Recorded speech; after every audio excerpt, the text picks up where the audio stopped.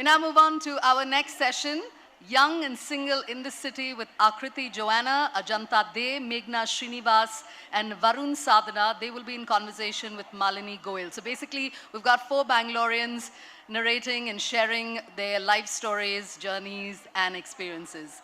Malini Goyal is the founder of Unboxing Bangalore, an initiative to curate, facilitate, and catalyze activities that will help citizens and communities of Bangalore understand and engage with their city better. She is currently working on a book on Bangalore, a contemporary biography of the city, India's tech capital. Ajanta De is a counseling psychologist and co-founder of Inner Sight Counseling Center, a multi-city Bangalore headquartered group of trained counselors. Meghana Srinivas is the founder and CEO of Trustin, a startup that helps companies manage POSH, Prevention of Sexual Harassment Implementation. And Varun Sadana is a co-founder at supertails.com, the first of its kind platform that supports the ever-increasing pet parent community with trustworthy veterinary care and a one-stop solution for pet food and supplies. And he aims to bridge the accessibility gap in pet health care and create an ecosystem of products and services that make pet parenting smooth and enriching. Please put your hands together and welcome this young set of speakers for Young and Single in the City. I'm sure it's going to be a fun one. Thank you. Good evening, everyone, and we have a lovely panel, and it's an exciting theme to work on. Just to set the context, why this theme? So today in India, around 60% of the population is under 30. More importantly, the lives of young and single people have changed dramatically for multiple reasons, Technology is one, but there are many other generational shifts that has happened in their lives. And also personally for me, last 1 year that I've spent in the city, I've spent a lot of time trying to understand the young and single in the city. And I could see a lot of shift that has happened. So to start with, we'll just look at some of the macro shifts that may have happened in the lives of young and single. Ajanta, do you want to start with just giving us a very macro sense of 3-4 big shifts that you see when you look at the lives? And Ajanta is a counselor working with young and single people quite a bit. Thanks, Malini. I think firstly, thank you whoever introduced us. I'm very stoked to have been called young. She said it's a young set over here. Haven't heard my own name in that reference for a while now. But coming back to your question about what's changed or what's really happening with youngsters today, I think lots has changed, and some of it is known to all of you. Whether it is how people date, how people meet, what people's aspirations are, financial independence, sexual mores have changed. Lots of things have changed. What's remained the same are the fears, insecurities, inadequacies, sense of inadequacy. A lot of those things have just remained the same. But yeah, lots has changed as well. Meghana, do you want to sort of talk about your own sort of experience? You are early 30s, so not exactly young, but single. So from your peer group and also having grown up, what do you see? Some of the big shifts that you see in the lives of those people? Yeah. Hello, everyone. Good evening. So as Malini said, not exactly young, but single. I'll take that. I think one big change is really, I was reading about this somewhere, right? This whole collectivist versus individualist identities. I think in our parents' generation, they were still defined primarily by their identity within the community, right? As a wife, as a mother, as a daughter-in-law. I think for my generation, we are much more defined by who we are and what we do as an individual. We are much more defined by our community of friends, right? We see them also as primary source of caregiving for us. So that's one big shift. And we don't want to sacrifice our individual identity for the sake of the collective. I think we don't want to say either or, but unless I can be a strong individual, I can be an entrepreneur and be a wife and mother, I'm not going to be only a wife and mother. That's one big thing. I think the second thing is also this mindset around maximizer and satisficer. I think many times, perhaps previous generations, it was about, does this person meet the bare basic criteria, right? I'm still shocked that my parents got married after half an hour of meeting each other, but that's because the checklist was ticked. And they were like, okay, there's nothing wrong, so I'll go ahead. And they've made it work in their defense. But I think for us, it's much more, is this the person who's my soulmate? Is this the best possible version of myself that I can be, right? And that becomes a much harder criteria to fulfill. So yeah, I think those are the big things that play out.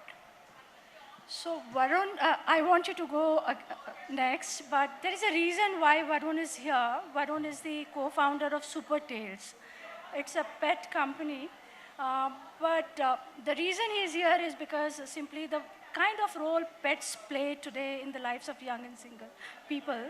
It's very interesting. So Varun, do you want to first give us a sense, very macro sense of what are some of the shifts that you're seeing? Yeah, so, when we talk about shift, I look at it, let's go one level before that, right? The whole generation is changing, right? We know that. But what is the fundamental genesis of this generation, right? And the way I look at it is, it's, we used to think about figuring out for ourselves versus today, which is figuring out ourselves, right? And that has become important, right? And that's an important shift parameter, whatever, Ajanta and Meghna talked about. Lot of those things have come because of this fundamental shift, right?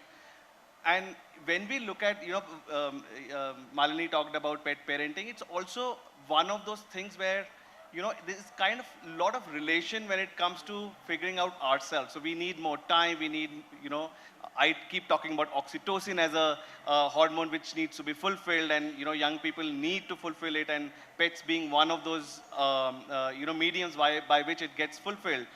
But largely, all the trends that we are seeing is because the generation, we call it Gen Z or the newer generation, young, right?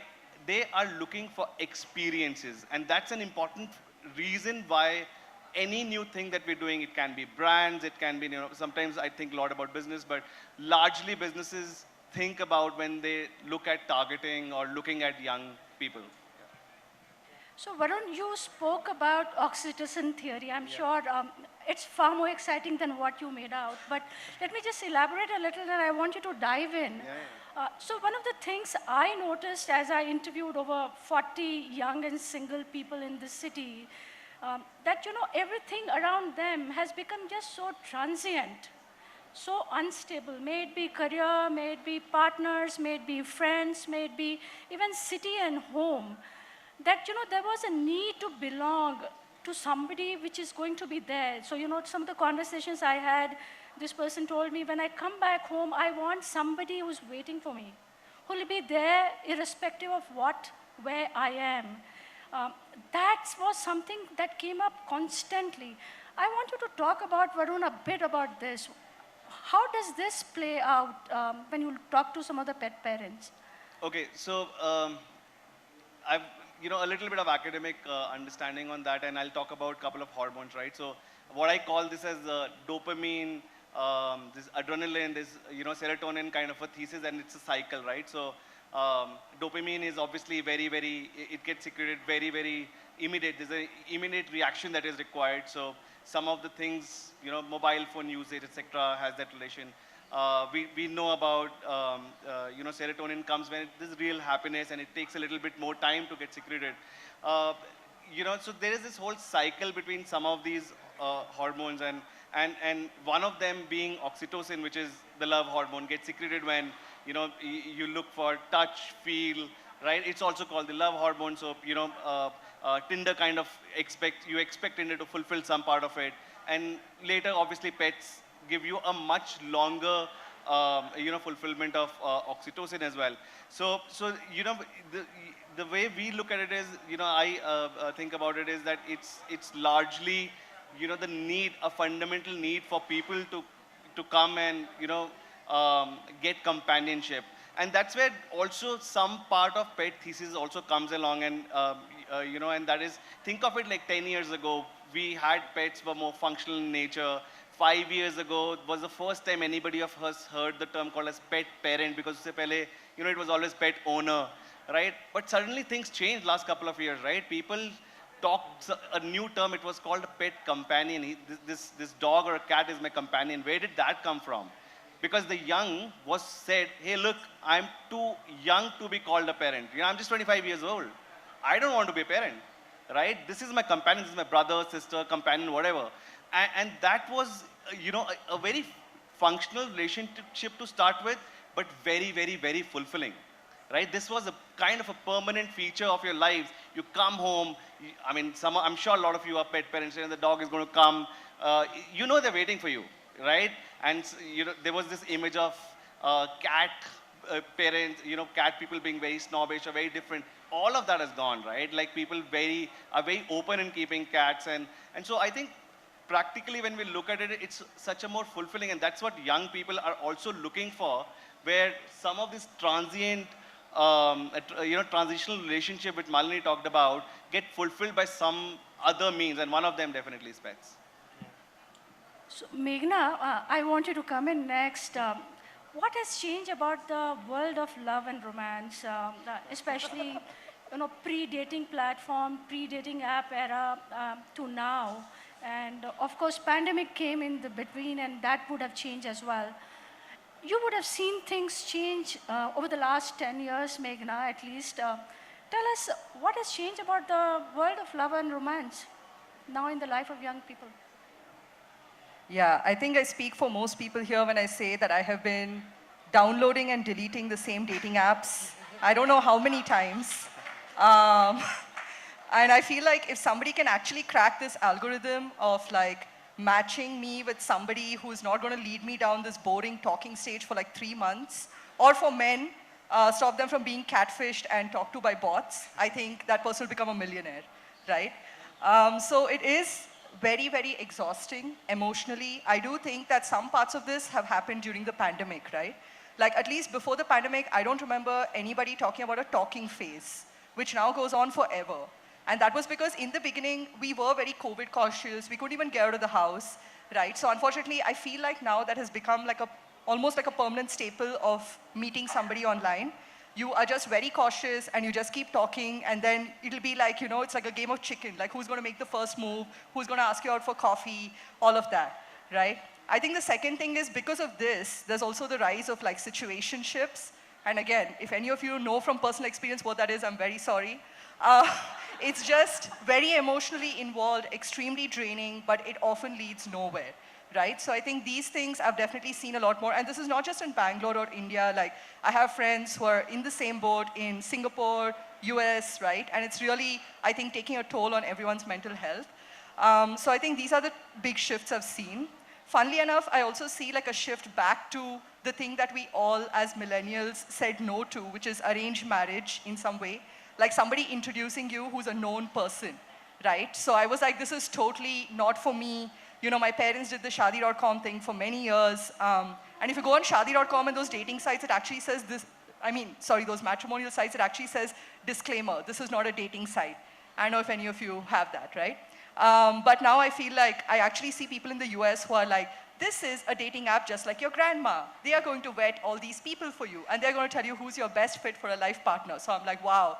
Desi aunties, Indian matchmaking, it's finding its fit with its audience because we're all tired of how anonymous and soul-sucking the whole meeting strangers is right now.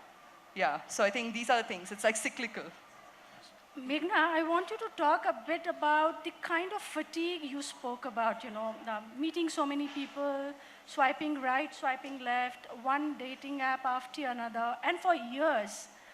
What has it done to the joy, if I can say, of finding love, finding romance, even sex, Everything seems to be so commoditized, and some of the conversations I've had, young people are just fed up, and they want to figure out if there is a better way to find all these three actually in today's world. And none of these dating apps are actually answering to any of them. Tell us a bit about some of the challenges that you think people are facing. Why is there such a fatigue about it? So I think the people that I have seen have the most luck with finding love and relationships and commitment off of dating apps. They usually have people who they have in common, right? There might be a social network, even if it's not in Bangalore, some other city where they're from. I think that shared context really helps. It also helps you trust the other person much more, trust their intentions before you really know them. So I think that's why I'm saying it's cyclical, right? Now you just go to your friends. I mean, I do this every week. I'm like, please find someone to set me up with. It just has to be like a sane person. You know, they have to be employed. They have to be some sort of feminist, and they have to be in the same city. Like, that's it. Like, I think you have all these high standards when you're 25, and then every year they're sort of whittling, right? It's like, now it's that, you know, they know grammar, and they're going to reply to me, right? That kind of thing. So, no, not that I recommend it. It's just that that's how the fatigue sort of really happens, right? But I think really thinking about having these shared intermediaries is very important. I definitely feel like there are people who are better at dating off apps than I am. Like, I would not come in as a subject matter expert for this. So I had one of my friends who was in Singapore, right? And she's moved countries every 5 years. She literally had like a CRM for her dates, right? Like, if you don't know what that is, it's a customer relationship management tool. So, you know, where they lived, what information about them, because I am really bad at this. Even if I'm talking to like 2 people, I'll be like, you know, how's your cat, Tom? And they're like, I don't have a cat. I'm like, are you sure? They're like, I'm allergic to cats. So I could not do it, these multiple talking phases and situationships, but I think there are people who can do it a lot better, and they also give themselves these deadlines, right? They're like, 3 years, I'm going to play the field, I'm going to, you know, date multiple people. Because for better or worse, when you talk to multiple people, you figure out what are your non-negotiables, right? What you want and what you don't want. And I think once you come up with non-negotiables, obviously you cannot have, I think, more than 2 or 3, but everything else is figure outable if the other person has a growth mindset and you do. So I think this has been my learning. Yeah. So Ajanta, I want you to come in next, but there's something else that I wanted to add, which Meghna had also mentioned in the past, but I've also picked it up, that everybody talks about how the attributes are just so commoditized, right? I mean, and especially men who are not tall, dark, handsome, they don't have a very exciting looking photo on the app, you know, they just have no luck. And they complain a lot about, they've absolutely been not lucky at all in this. And second is just the objectification, you know, that how beautiful you are, or at least how beautiful your picture looks. All that becomes so important. After that, after some time, they realize that none of these is working for me. But that's, Ajanta, next, why don't you talk about what are you noticing as you sort of consult, counsel, as a psychiatrist, some of these young people? Psychologist, sorry. What are some of the problems that you are witnessing? What has changed over the years? You've been in this line for 10, 12 years now. What has changed? So I think, what Meghna was talking about earlier, when I meet people who are in their 20s and the same fatigue that she was talking about, some are lucky, some are not, some are great at multiple chatting, they remember what they've said to 7 people, and some people can't keep track. So that bit is there, and it's different for everyone. But in the 20s, I find people are a lot more, they panic, and they personalize rejection a lot. You know, that really happens. But there's a glimmer of hope. As they get older, there is some bit of cynicism that sets in, and some bit of life script that sort of starts like, this is not for me, nothing good is going to happen, and that sort of thing. A certain sadness and a certain hopelessness that starts setting in as one gets older. There is, and of course the genders maybe we'll talk about later, but I think this is by and large something that I noticed, that when they're younger, even if they're heartbroken, the resilience kicks in very fast. The hope is still there, like, you know, I am going to sort of find someone and it is going to happen for me. As they get older, that starts to deplete a little bit. So who are the kind of people who come to you to seek help? What are the kind of issues they are bringing to you? And is there a gender spin? Do women, men look at different things and they are facing different problems? And the reason they come to you, is that very different? Yes, very different. More women come in for, the topic that we're talking about today, about the dating woes, about feeling single, wanting a partner and things like that. Men come in with something else. Sometimes this comes in. They come in with, so it's very interesting that the way women and men sort of process rejection is very different. Women personalize it a lot more. So you know, let's say for instance, ghosting, which is not a unfamiliar term when people just sort of move off, the first instinct of the woman is usually to turn it on herself. It would be like, something's wrong with me. I wasn't good. I didn't dress well that day. I wasn't interesting enough when I met the person. Whereas the man will, the first thing will be, and I don't want this to, but you know, a lot of times men handle that very differently. They will come across and say that there's something wrong with this girl. You know, so that's something I find very differently in terms of how both sexes sort of you know process, but they do come in. So typically, and that's what I find very interesting, a woman and a man in a similar sort of career trajectory where they're both doing well, both are quite aspirational, both are looking forward to what's happening. A man will come in and talk about feeling stuck in his work and feeling like his goals are not met. Woman talks about that too. It's not that they don't, but a large part of them also talk about feeling something that they're lacking in their personal life a lot more. And that's again how genders are socialized in our country specifically. I think, you know, women find it much easier to express their vulnerability. For men, it's a little harder, I think. They're socialized from that, like that from childhood, so. Meghna, Varun, do you want to talk about the gender spin to it? Do you see men, women deal with their singledom, the way they look at issues very differently? Meghna, do you want to go first? Do you have anything to sort of add? What do you see around when you look at your peer network and even younger people? Yeah. I definitely think there is a difference, as Ajanta said, right? And I think, like, by the time you get to the early 30s, you're seeing the two waves. That's what I call it. Like, from 23 to 25, you have the first wave of commitment. So it's like all the high school sweethearts, college, you know, people who found each other. So that's great. And then you're like, that's fine. There's still a lot of time for me. I'm young. And then the second wave starts around 28 to 31, right? So these are a lot of the arranged marriages, family friends. Everybody's like, okay, you know what? We didn't find anybody else, and let's. So I think if you cross the two waves, after that you are basically chronically single. And it's really more about accepting that and making your peace with that and building another ecosystem of support as well. Not going the Sex and the City route, I think that's a little extreme, but I think generally just figuring out what is most important to you, right? So I think that's the way I see it. I definitely feel like with my male friends though, it's very different. I've not seen that panic that they feel maybe even after the second wave of commitment, right? Yeah. Because they're like, there is time for me. There's also that biological impetus, right? Like a lot of my friends are now asking themselves, should we freeze our eggs? Would that give us a little more leeway professionally and personally? So I think for men, there's also that biological thing that plays out where their family, socio-culturally, as well as maybe their body is not stressing them out that much when it comes to age.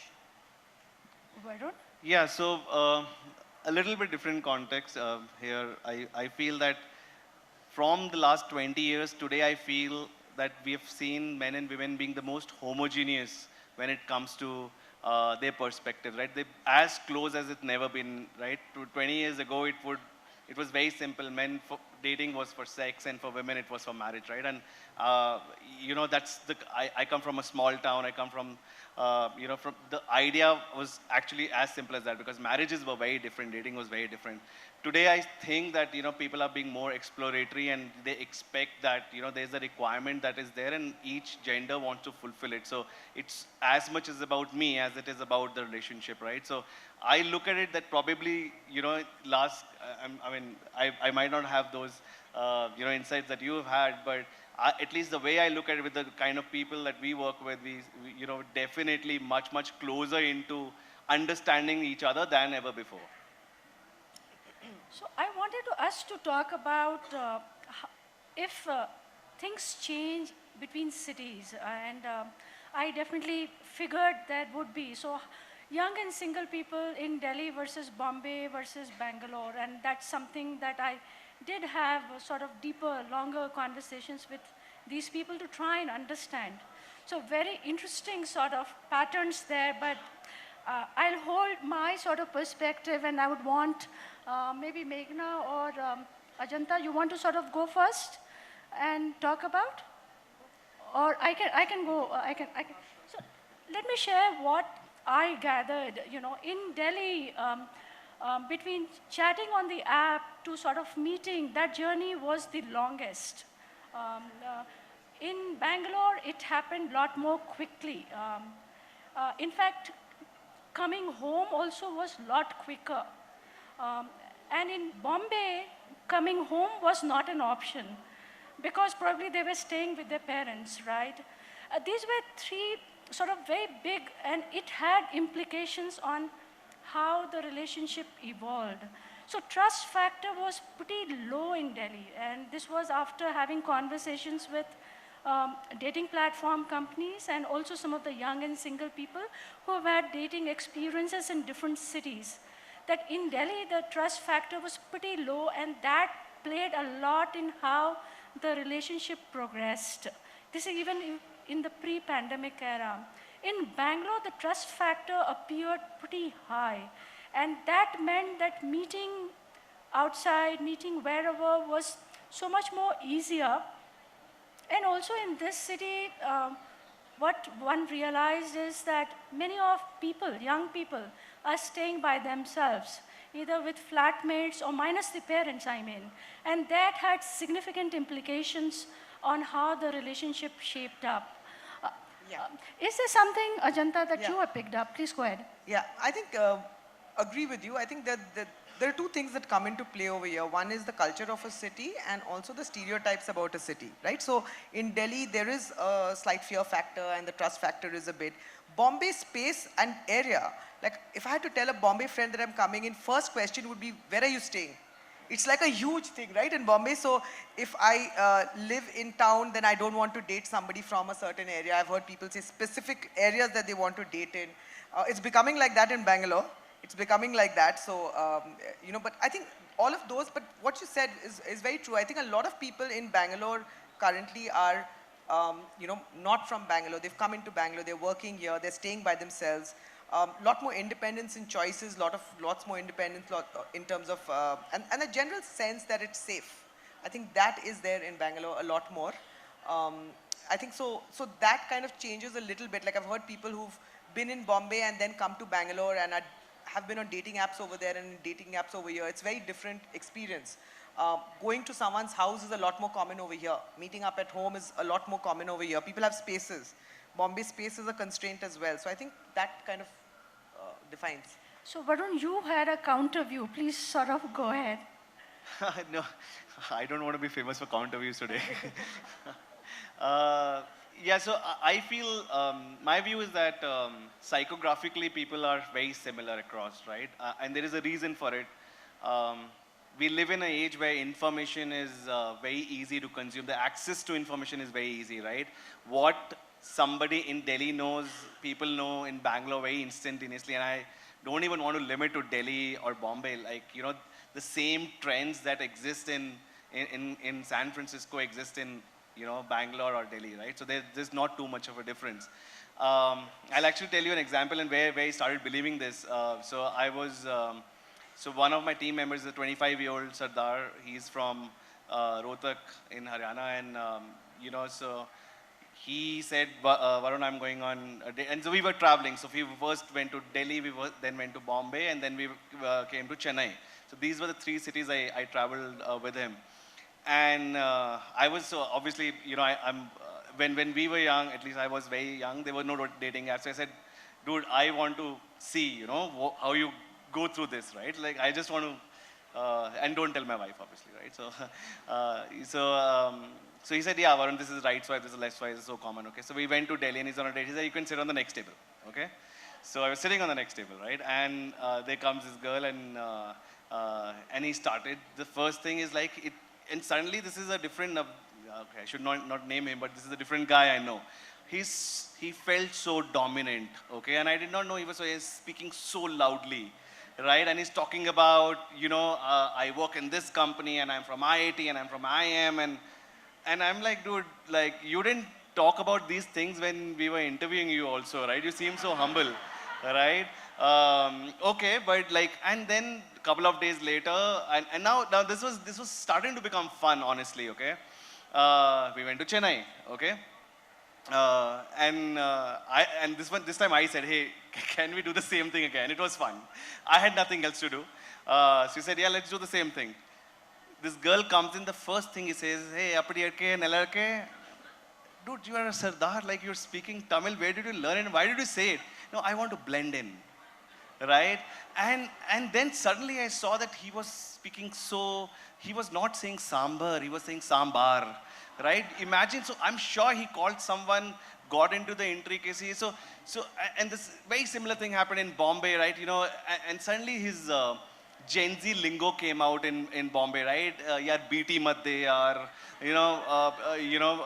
all of those things. I'm sure some of the people asking, "Hey, BT kya hota hai?" It's called bad trip, but they'll tell you what it means. And fundamentally, I feel it's the same person. You just blend in, so it's not you, it's the city. And because you now know so much more about the city, you don't have to figure it out. It's there for you to know. And so it becomes much easier. You know, 10 years ago, you couldn't look at a person and say, "Ha, bhai, aap kahan se ho?" You know this person is from north of India, this person is from south of India. Today, people don't like talking that North India, South India so much. People ask, it's very difficult to know where somebody is from. I mean, I've lived in Mangalore for 17 years. I mean, I take offense in somebody telling me North Indian. No, I'm not. Trust me, I eat more sambar and dosa than you do, right? So, and I love it, by the way, right? And just because I don't know Kannada doesn't mean, I'm not from here. But those are things which have changed, and the young is embracing it. We had to go through it. The young lives in it. So that's the difference, I'd say. So what does this do to the young and single people, their other relationships, which is friends, parents? If these relationships are changing, and I do see them changing, I'm a mother of 23-year-old, and my relationship with him is dramatically different. So do you want to, Ajanta, talk about how different other relationships have become, or are other relationships getting very different in today's generation? Yes, definitely. I think the expectations from families have become different. The construct of relationships, marriage, that has changed a huge amount. You have people deciding not to get married, not to have children, which were not so common earlier. So a lot of things have changed. I think the big change that has happened is friends. They've become like, I mean, friends were there even earlier. It's not like friendships have got discovered now, but people are making joint decisions as friends in terms of future, living together, buying places next to each other, retirement places, or which cities they would like to live in, which is very different from earlier where people, it was very much based with family and things like that. So those things definitely have changed. Parents are, and of course, in terms of, for dating itself, that has changed. Like for instance, parents know that if a child is resistant to, let's say, the matrimonial apps, would tell them, "Are you on the dating apps? This app is good, huh? I heard about this one. Why don't you get on this?" So those things have definitely changed. And of course, then would want to know, when are you going on a date? What happened on the date? That's a different story. But I think that, so the relationship between parents and children have definitely changed. Friendships have gone through. Friends, I feel, have become a very large support system for people now. That community feeling, like what Meghna was talking about earlier as well, like, the frustrations, the vulnerabilities, all of that, is a space in the friendships where they kind of express that. Meghna, what about you? Do you see some big shifts happening in other relationships in your life and others as well? Yeah, I think when Ajanta was speaking, I was just remembering how in school, it was very strange to my friends that my family would always go out with family friends. Like my dad's close friends, right? Since school, he built companies with them. And I remember thinking my parents were quite an anomaly because everybody else went with their families, extended families. I think now, definitely, as Ajanta said, I see my friends as the primary source of support, right? I have unconsciously, I mean, I crib about Bangalore a lot. As somebody who's been born and raised here, I'm like, what is this traffic? What is this anonymity? But since my five closest friends are here, I would like to be here, right? Around them, around their pets, around their kids, all of that. So I think that's definitely changed how I make my life decisions based on my friends. I also think that the young is also giving a very positive feedback loop to their parents, and there is an expectation for the parents to understand it. I remember I used to hide almost everything from my parents, right? When relationships were, forget relationship, but even some very simple, trivial things, because the problem was I did not know how they will react. I never knew for them was it right or wrong, right? So the best way was, okay, don't give them the trouble of knowing I'm doing this, right? Things have changed so much now. Some examples, right? 3 years ago was the first time I remember I walked into Toyota and I met a friend of mine, and so she was with a guy, and they introduced themselves. Hey, he's my partner, and I said, oh, you run a business together. I mean, that's what was my first, right? Obviously, you know what I mean. But interestingly, 2 weeks ago, I have my friends who are like 55 years of age, and they have their daughter who's like 21, and daughter was visiting them, and they were over, and the parents, I asked them, you didn't get your daughter along, and they said, no, she is and her partner are over and they're staying at home. I didn't dare ask like business partner or what. I knew what they were talking about. But it was so nice and refreshing to see that it was, I'm sure, the pressure would have come from the kids for the parents also to know that this is the age that they are living with, right? I'm sure the parents are not on Reddit. I'm sure they are not so much on Instagram finding what is this. But they were being updated. So I think that's a welcome change. Obviously, we can sit here, we can talk about it. Is it going to be the same in some village or some tier 2 city? The answer is no. But change starts here, right? And I think the change will happen much, much faster. So, looking ahead, what does future look like? Who are these people going to become in their 30s? That's something sort of I've been thinking about. Ajanta, I would want you to sort of weigh in, but I just want you to, I wanted to tell you that, some of the people that I've met, and many of these are people in their early 30s, they've been through many relationships. They are more often than not in Bangalore. I met, they are techies. In their early 30s, they are still sort of lost. I find many of them lost. They don't know where they are. Neither the career is on a stable ground. They've been through their ups and downs. Their relationships are similarly in a volatile space. And often I find them lost. But I mean, Ajanta is the right person to sort of look ahead and tell us what kind of people will they become in their 30s? I think, what I was talking about earlier, that in the early 20s, there's a certain degree of, hopefulness, which is there even when they're feeling low, even when they're feeling disappointed. Somehow, they bounce back a little bit differently. As one gets older, one is the list of expectations and criteria becomes much shorter. So it goes from from humor to height to this to this to this to this to same city, stable job, and so that definitely shrinks the expectation criteria. There is sometimes some degree of cynicism that sets in, almost believing like nothing good will happen, or even if it does, it won't last.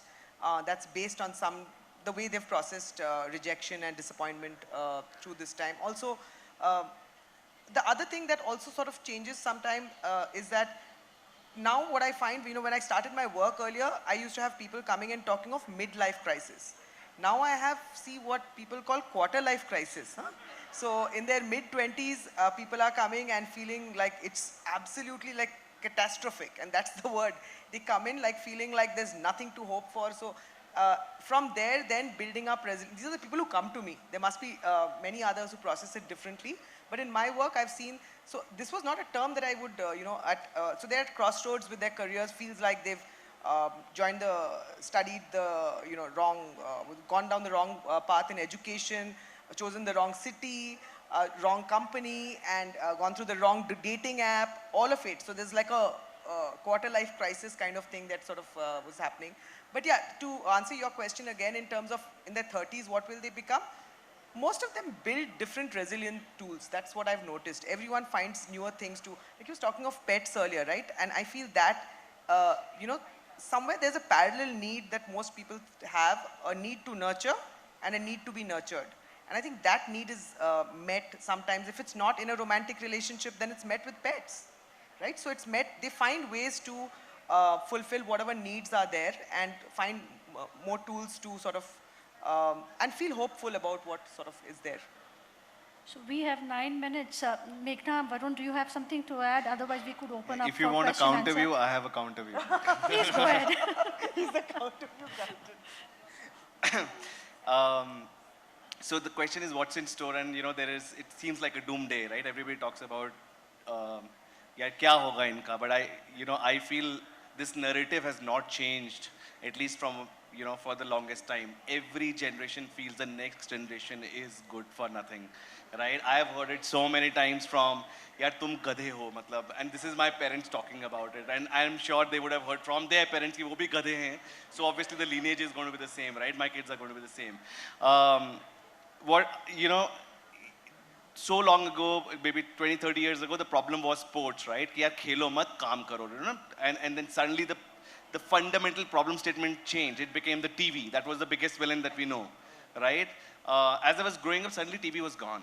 It was the mobile phone, right? And then that villain was gone, villain changed, right? Today, somehow, I mean, obviously, there are big companies who say, mobile phone, COVID changed to some extent. Mobile phones are, the important thing, and I'm sure there's a new villain. I think villain will keep changing. But what does not change is that the human race is very, very, very, very resilient. That's how we're built, right? Generation change ho jayegi, problems change ho jayenge, so the way we solve those problems will change. I think what we should be worried about is a different thing. All the youngs will survive, there'll be new youngs, everything is fine. But the resources that they require for themselves, which practically in one single word is Mother Earth, right? That needs to survive. So I think the focus needs to go there, because young will survive, but they need resources, right? So if we don't rationalize it, today, that I feel would be a big problem, because there's no going out of there, right? We've still not figured out Mars, we've not figured out other places, right? So in my head, problem statements are probably different. Young will figure out, don't worry, everybody will be fine. Meghana, you want to? Yeah, I think Varun has gone quite meta, very large existential questions. I don't know if I can speak to that, but I think the existential question of the cis-het patriarchal marriage is definitely in question, right? And I think it's only fair, because we as women have evolved financial independence, but then I don't know if our partners are being built to evolve emotional and caregiving independence, right? So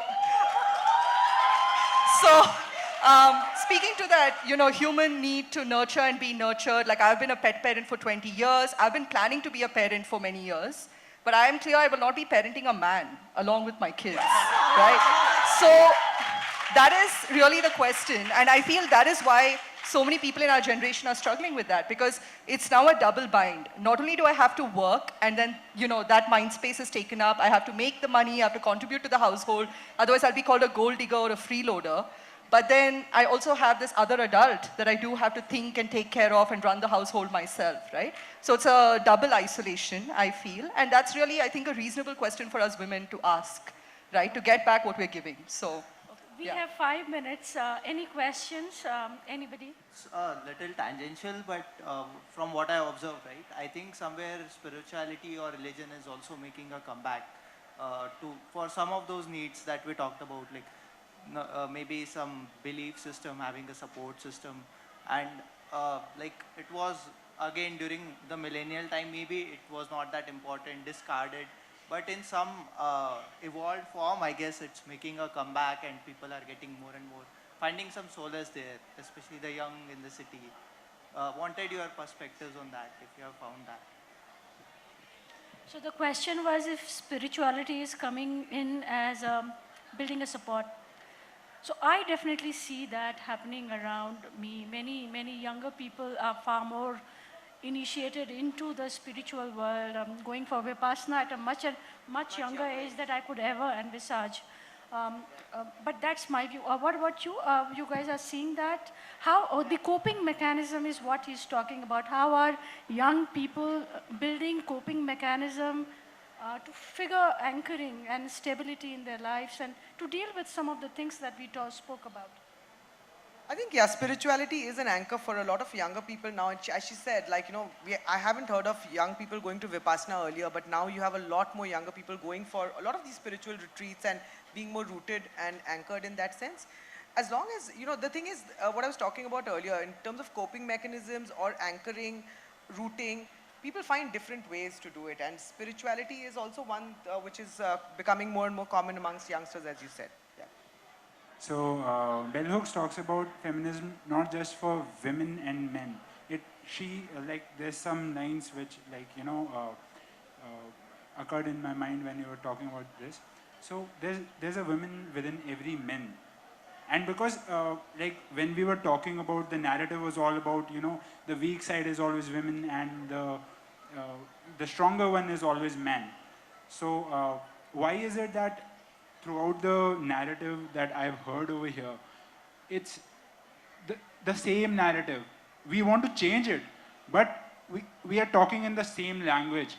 So we are again, when you said that I don't want to parent a man, so I don't know, I think that's a very, like, patriarchal construct that you've just adopted. So I think, I don't know, I'm very confused. I just wanted your view on that. Even like relating that to with the spiritual thing that we talked about, a lot of Hindu mythology, and they talk about, Ardhanarishwar to be like a man's attainment, the spiritual, wherein only when we can acknowledge the women within ourselves can we be fully, masculine. So acknowledging our weakness and acknowledging our vulnerabilities is what makes us strong. So when you say that, no, we are not going to parent a man, then you are negating whatever, like your own, like you're not being strong enough of a woman. Okay, I so don't I'm know. going to That's interrupt. what I think. We have run short of time, so maybe we No, could but I can- take this on the. I on can the take that. I think I definitely agree in terms of Bell Hook's writing, right? So I don't know how many of you have read All About Love, but it's one of my favorite books where she talks a lot about the cishet patriarchal relationships and how they're deeply rooted in one, patriarchy, and second, capitalism, and basically the power differentials there, right? And I'm very happy to be proven wrong, but what I have seen, what I was sharing today is very much my lived experience and lived experience of my friends in these cishet sort of patriarchal relationships, whether live-in relationships, marriages, whatever it is, right? It's not that we don't want a better future. It's just that we are discussing the status quo of what exists today. And I think there are many people in the audience for whom it resonates. Perhaps there are people for whom it doesn't. Because some of my closest friends who are male, who identify as men, some of my cousins, right? And some of the allies of Trustin as well, and the work that we do, they're all men. And they are better feminists than me. That's definitely true. So I don't think it's as simple as a gender binary, but since that was the topic of today's discussion, that's what was used, the language.